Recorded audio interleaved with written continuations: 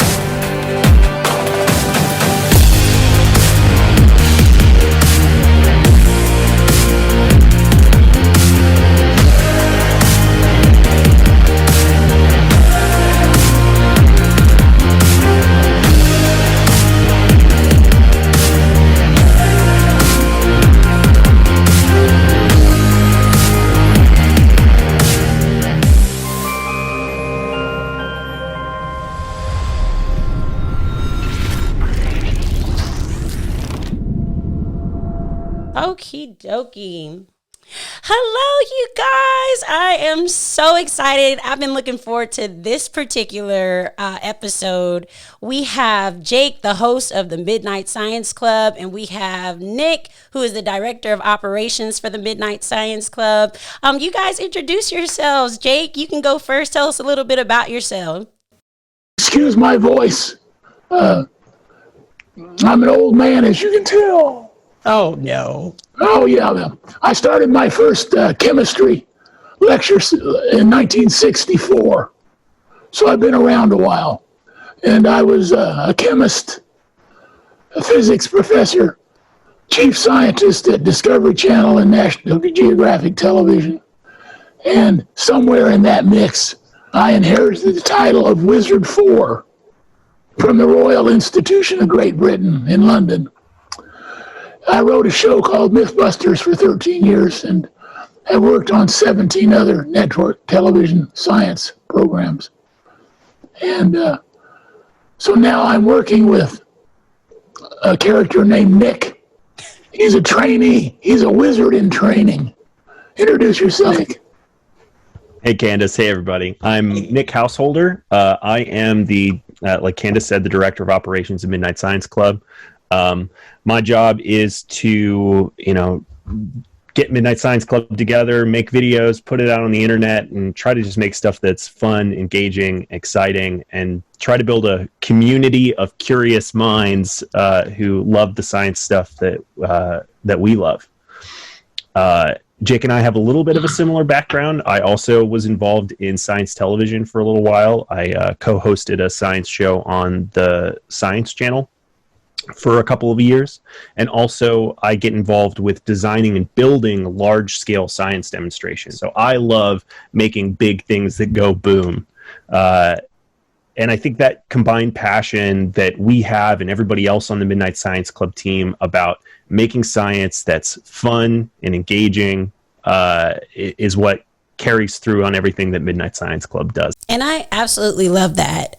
That's why we wanted to invite you guys to have your own episode to go deeper into that engagement. I mean, you guys have perfected that engagement for the K through 12 audiences, and really even beyond the collegiate level, at the collegiate level, and adults. You know, all audiences can come and view you all science. I think I saw on your website, it's called Wizardly Science Demos. I love that.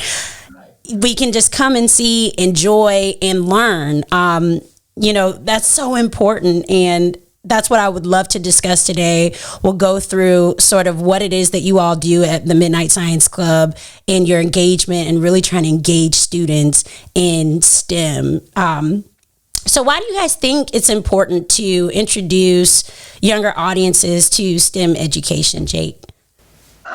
Well, after decades of science, learning, research, and all around the planet, it has come to our collective knowledge that there are three critical times in a student's life relating to STEM learning: when they're in the 4th grade, the 8th grade, and the junior in high school.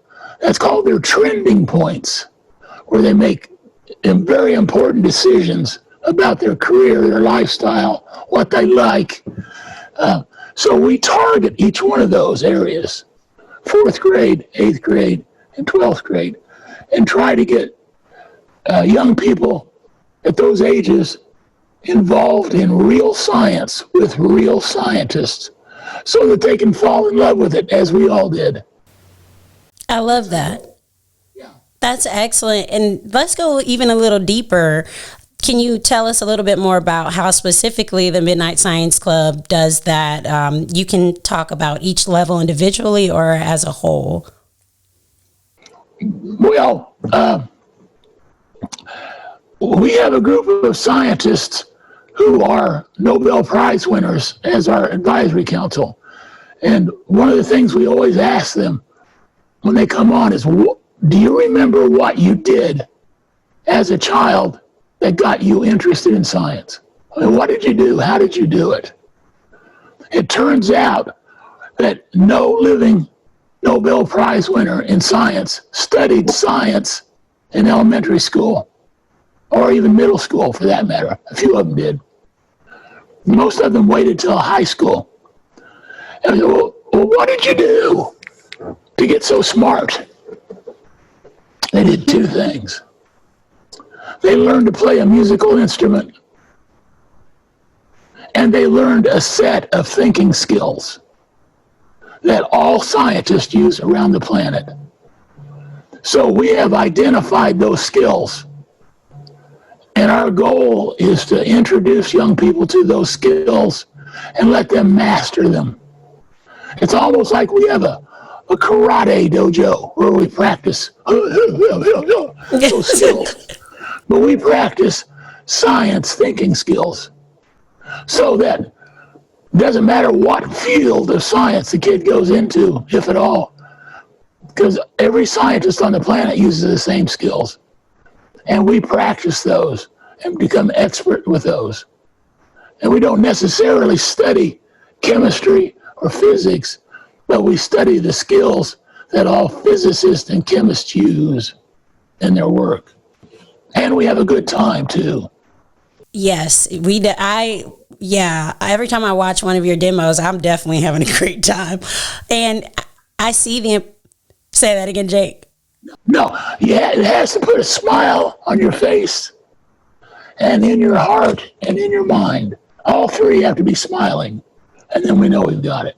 You know you've got it. And I love that you're talking about these science skills because, you know, if you're wanting to, like you said, the goal, if we're wanting to grab the attention of these students and engage them, it's important that, yes, each science demo will be different, but having those same skills and repetitively showing them those skills where the students, they're having so much fun, they don't even realize that they're actively learning these skills. It's just becoming innate to them. It's just becoming something.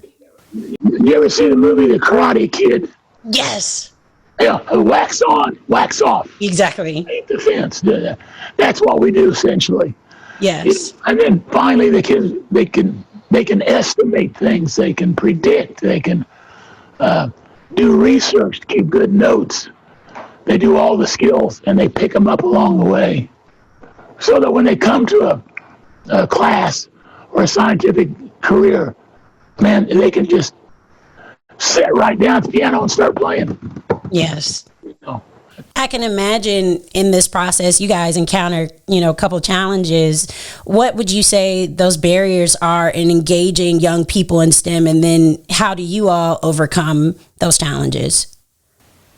Well, there's one stinker that our children today suffer from a rare condition called hurry sickness.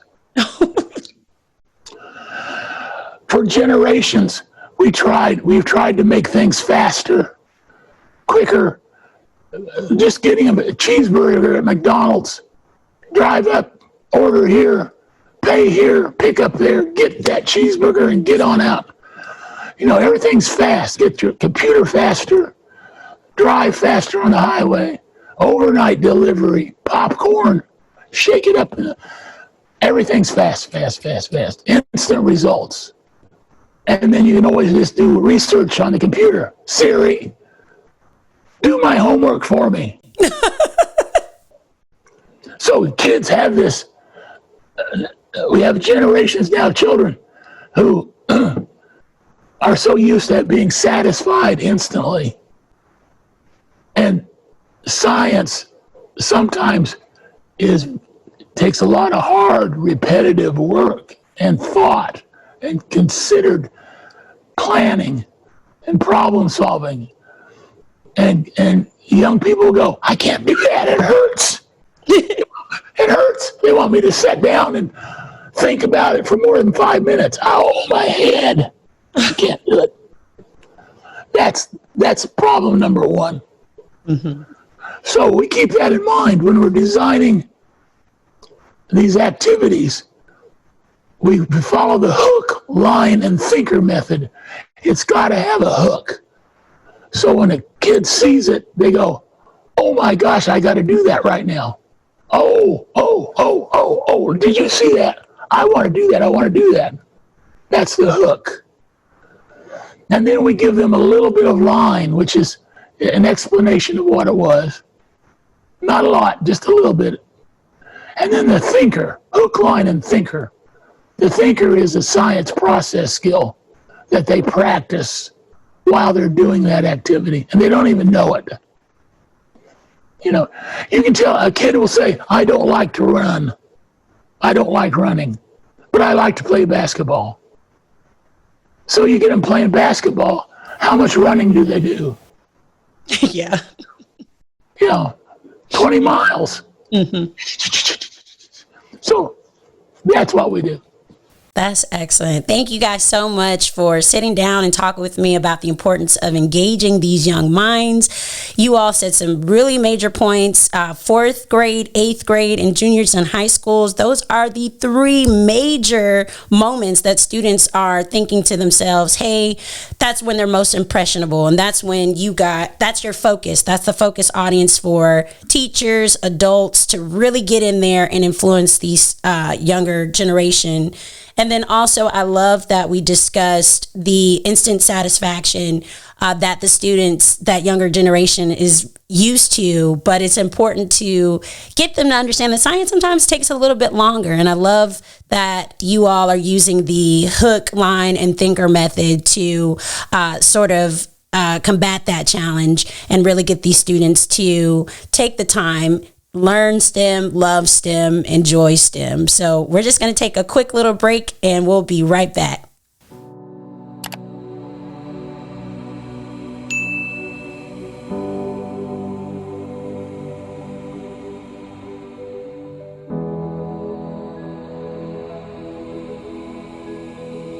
All right, guys, we're back. Thank you guys again so much for joining us. As we mentioned, you all have an audience of your K through 12 students. Now, is that for the U.S.? Is that international? Like, what does that look like for you all? It's just younger generations in general. Yeah, so mostly the Midnight Science Club is consumed by people in the United States. That's kind of our main demographic.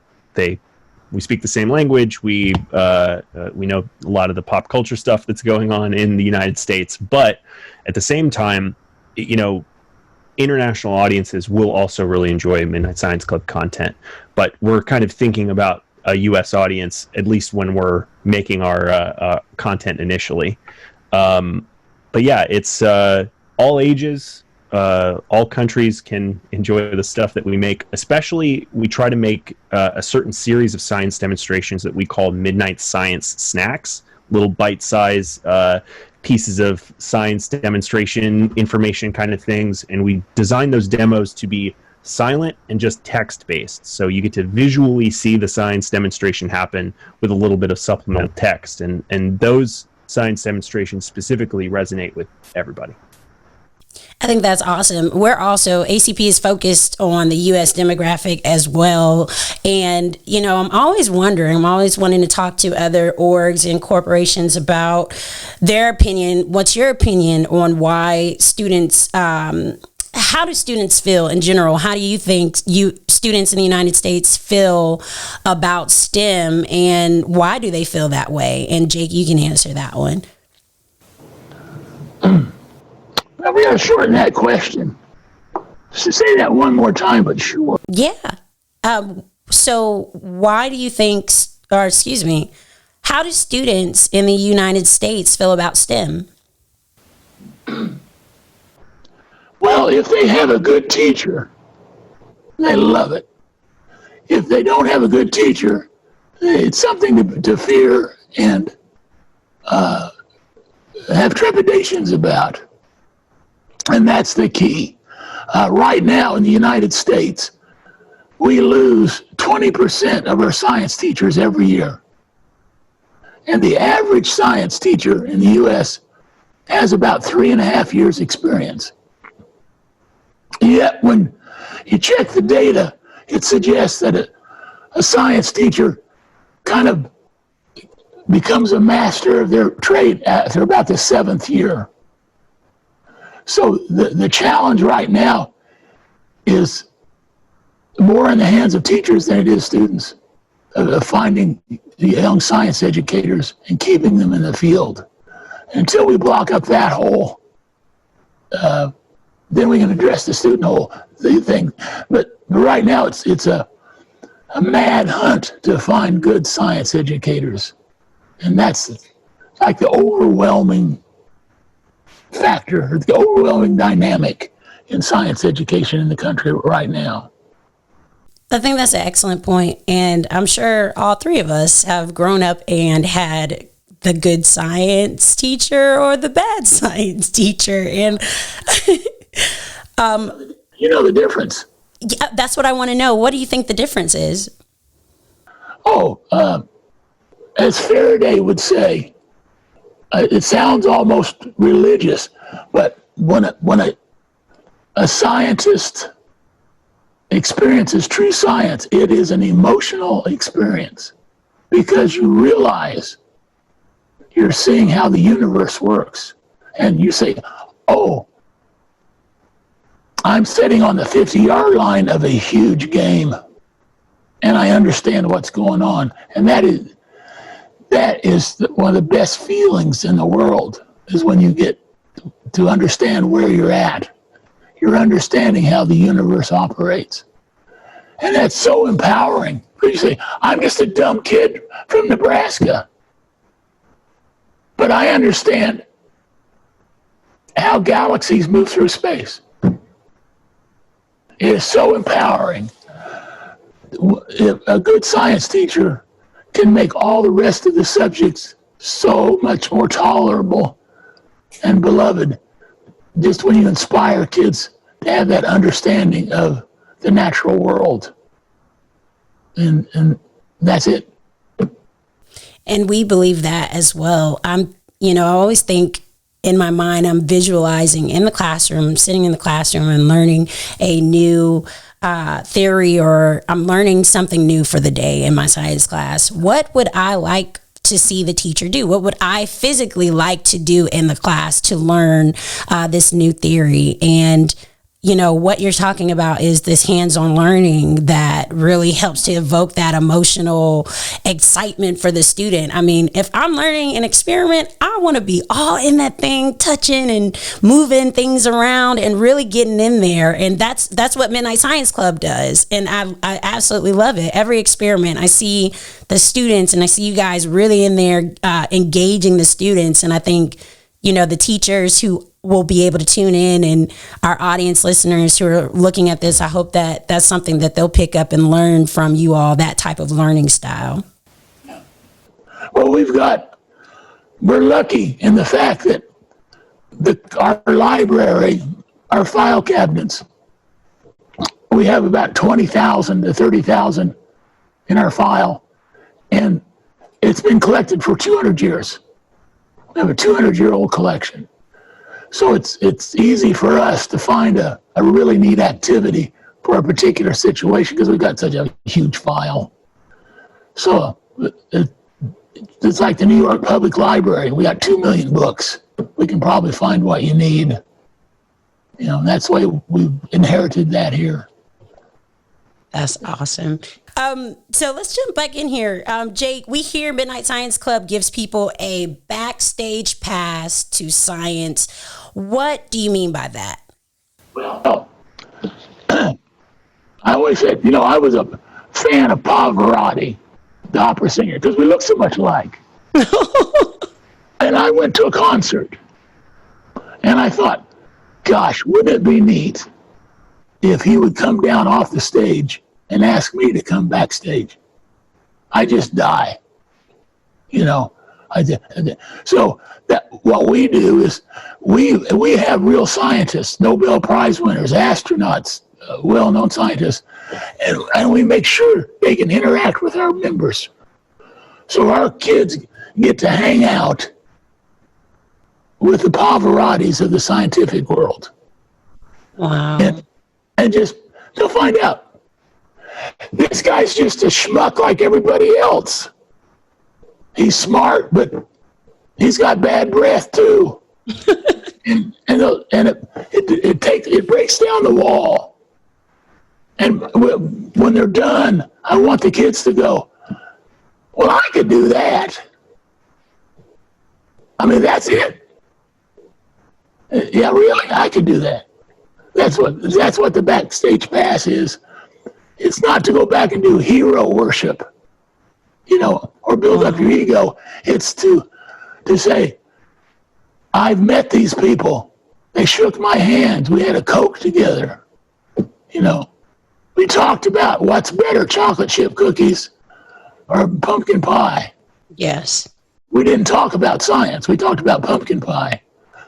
And that's the best gift you can give to a kid, is to give them access to the personal side of a scientist, the backstage pass. I definitely agree with that. I absolutely love that. Backstage pass to science. Absolutely love it. We'll start. I'll probably say backstage pass to STEM with you guys. Well, but the idea is when you're on stage, you have to act a certain way because you're on. Mm-hmm. And the person has to maintain their stage presence. But backstage, you'll catch them picking their nose. Oh, yeah. Wow. this is good. So that's very important. That's why we want to humanize it. Yes. I love it. I was curious, really wondering if you guys could take us through a short demonstration of how you apply this hands-on learning for your younger generations, for your younger audiences. Got it. Right here. So, Faraday in 1827 wanted to introduce the concept of science to the king, and the king brought his prince, the crown prince, to the Royal Institution. And he did this very activity. He didn't use balloons, he used bubbles, but we're going to use balloons so they're not so messy. So I've got a piece of pipe with a valve right there. And when I open the valve, I can blow right through the pipe. And when I shut the valve, it won't go through. And I have two balloons. Same size, just different color, out of the same bag. And what's this got to do with science? We'll find out. So I'm going to blow up one balloon. I'm going to stick it on one side. Put a little slobber on there to make it get a good tight seal.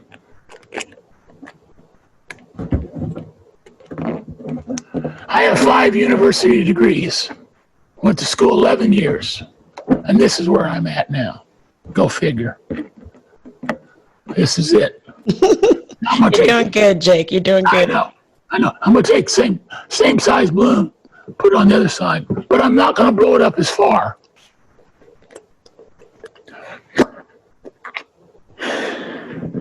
Just a little bit. Here we go. Let some of it out. And I'll stick it over here on this side.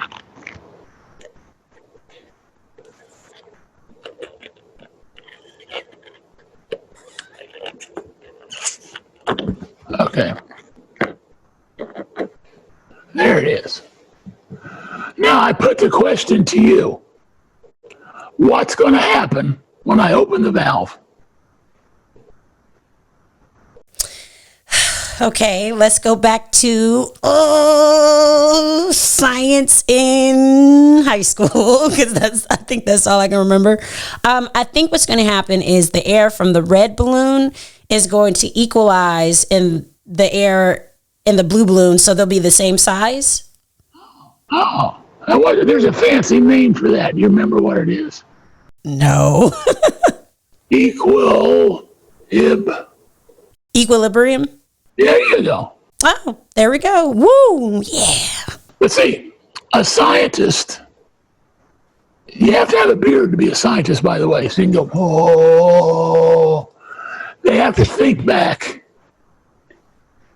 for their predictions. And they go, let me see, the last time I blew up a balloon, when was the balloon pushing the hardest?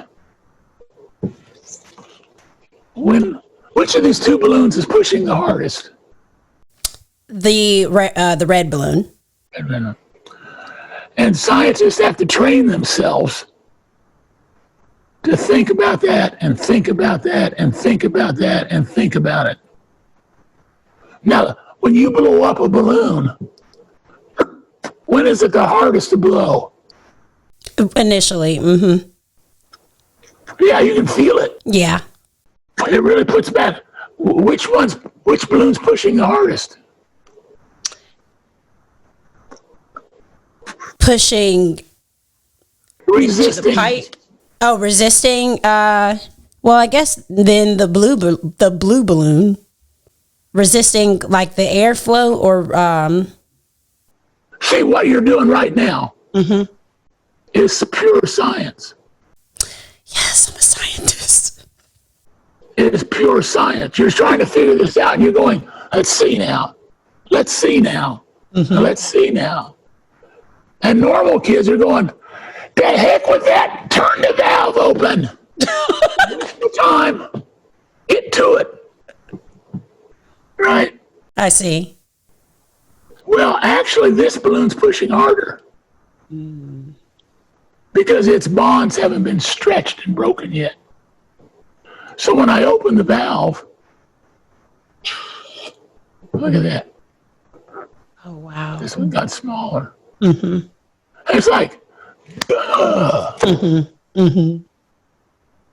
Duh. Mm-hmm. And you say, well, who cares, Jake? Well, when they land certain things on Mars, shipments, they coat the outside of the containers with bags of compressed air. So when they land on Mars, they'll go boom, bada boom, bada boom. They'll bounce around. And then they'll want to open valves to make the thing stand up straight, one way or another. So they have to know which way is that going to go when they open the valves. When they open the valve. And it's amazing how our children and old folks too, we're so used to those fast answers. I don't care. Just open it. I want to see it. We have to pause and consider. Mm-hmm. So that was a little bit of science, a scientific thinking, learning how to pause and consider and think back on your past experiences before you make a projection. Isn't that amazing? It's simple. Mm-hmm. And the neatest thing was you were not overwhelmed by this, mm-hmm. but you were whelmed. You went, ah. Yes. And you'll remember this the rest of your life. Yes, very much so. Remember this for the rest of your life. Yeah, okay. Wow. So we've got thousands and thousands of activities like this to engage kids' minds. And guess what? This is a control system. Yes. Right there. This is exactly what you folks do. Mm-hmm. This just happens to be one. Yes. But it gets the idea across of how important a scientific thinking set of skills is to control system. Yes. And as you mentioned, when these younger audiences, they watch this experiment and then you plug the term controls system in there, that'll stick with them, like you said, for the rest of their lives. Absolutely love it. This is awesome. And just this, like you said, this experiment shows what you were mentioning before, the science skills that you try to press upon the younger audiences and have them repeat in all of your experiments. And I was a product of that and I felt it. It was awesome. You felt it just for a second. Yeah, I did. I was like, all right, so let me start writing down my predictions. And I love it. This was awesome. You know, hands-on learning techniques inside the classroom. That is so important. We discussed what it looks like to be a good science teacher or a good teacher who teaches STEM, and that is one who is invoking the emotions through these hands-on learning experiments. Just like this control system with the balloons that we just demonstrated. Hopefully, again, our viewers will be able to watch this and be able to replicate some of these techniques so that they can really speak to their students as, again, you all do so well. We'll take another quick break and we'll jump back in just a moment. Okay.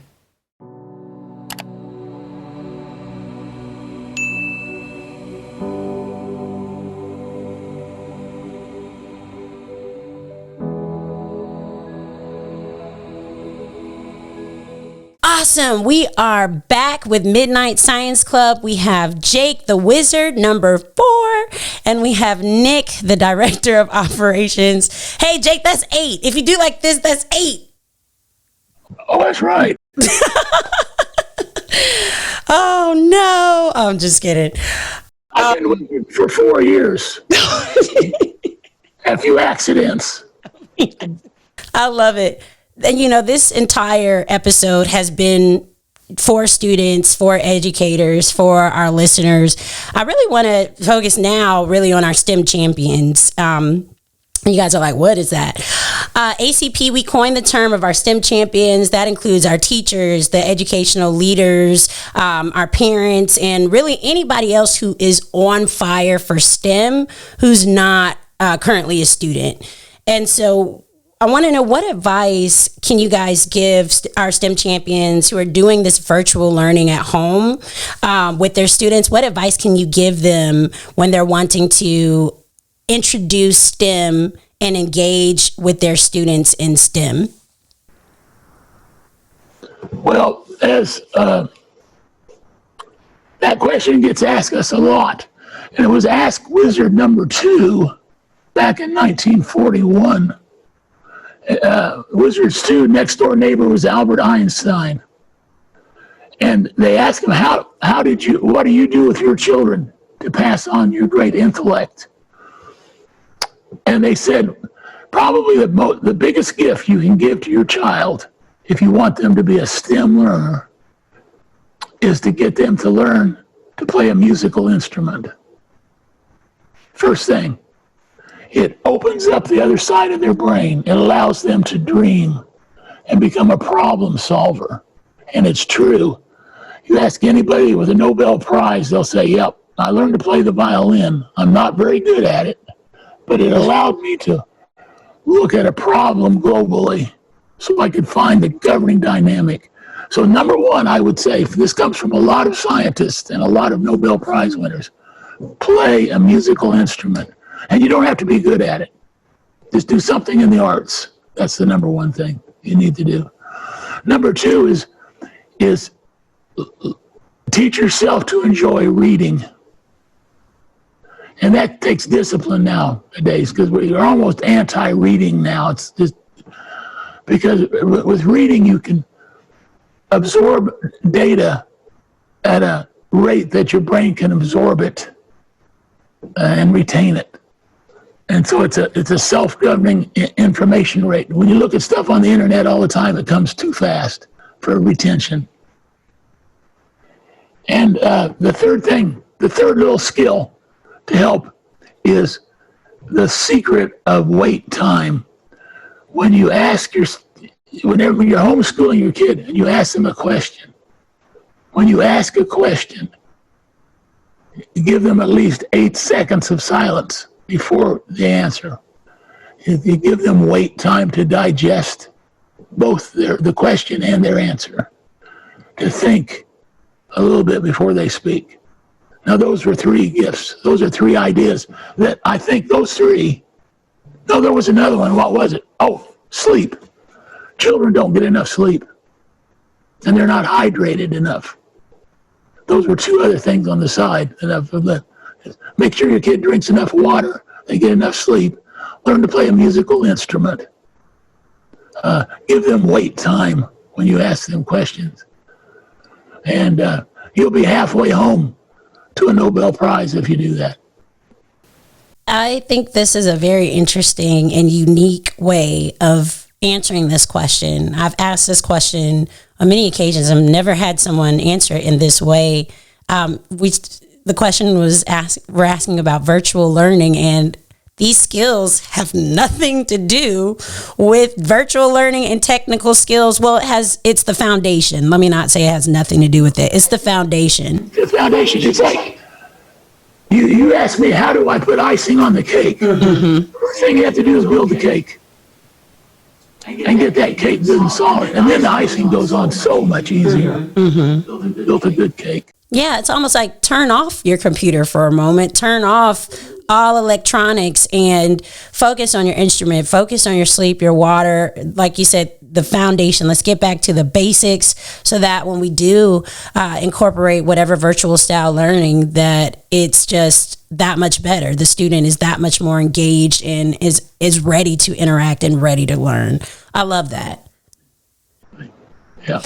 You guys, this has been an amazing episode here with the Midnight Science Club with Jake and with Nick. And before we leave, I think the most important, if not the most important thing that we're going to give our listeners is resources. Where are these STEM resources that educators and students can go and find and learn more about you guys, and then also help them with their STEM education? Go for it, Nick. if you're an educator who wants to learn more about some of the stuff that we do at Midnight Science Club, if you're somebody who maybe wants a live virtual session with Jake the Wizard, the best place to look for that is going to be at Faraday Studios. FaradayStudios.com. Just Google it. You'll find us. That's our more educator-focused angle if what you're looking for is resources. If you just want to see us blow some stuff up and have a good time and see some cool science demonstrations every week, you can find us all over social media at Midnight Science Club. That is awesome. Thank you so much, Nick. I mean, come on. Our STEM champions, they're going to know these 4 skills that we talked about. Get their students, get the younger audiences to play an instrument and expand their minds, become dreamers and ready to really learn and utilize that other part of their brain. The STEM champions will also be able to assist these students in teaching them and in teaching the students how to teach themselves how to enjoy reading. And also, I love this, taking 8 seconds of pause when you ask a question. STEM champions will ask a question, take a moment, and then allow the students to really think and process and be able to answer in the way that they feel comfortable to do. And then, of course, sleep and water. I think the 4th one is something I definitely need to be working on myself, sleep and water. And then also, love it, you guys, educators, our STEM champions, go to FaradayStudios.com. And then also, of course, Midnight Science Club if you want to get into all of this action.